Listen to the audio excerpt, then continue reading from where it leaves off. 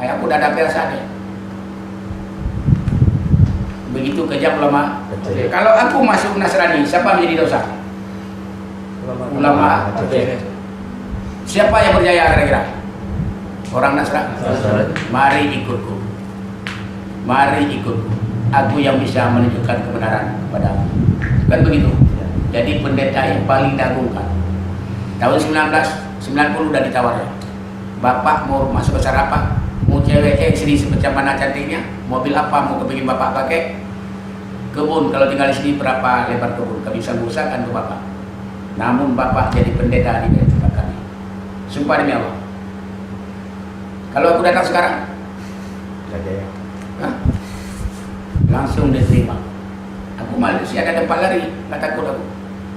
Kamu yang masuk Kristen sembarangan nanti nggak diterima lagi oleh Tuhan. Aku boleh-boleh aja. Jangan kau sobatkan aku denganku, kamu denganku. Maka ada lisanmu saja. Kenapa aku bilang begitu? Aku udah merasakan. Saya betul lah. Saya sudah diponis sesat oleh ulama Aceh tanpa pemeriksaan.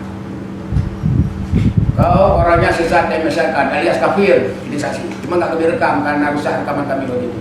Ada tim kami rekaman. Rusak pun tak kenapa. Ada HP pun nggak bisa rekam. Tahu pun nggak pegang HP pun.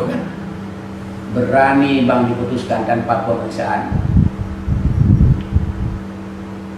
Apa salah sesatku? Tanya. Nggak soal kamu lu, cukup kami cukup apa ya? Cukup ada apa dia? Cukup keterangan. Keterangan apa? Pokoknya cukup keterangan dalam satu ini. Kenapa keterangannya?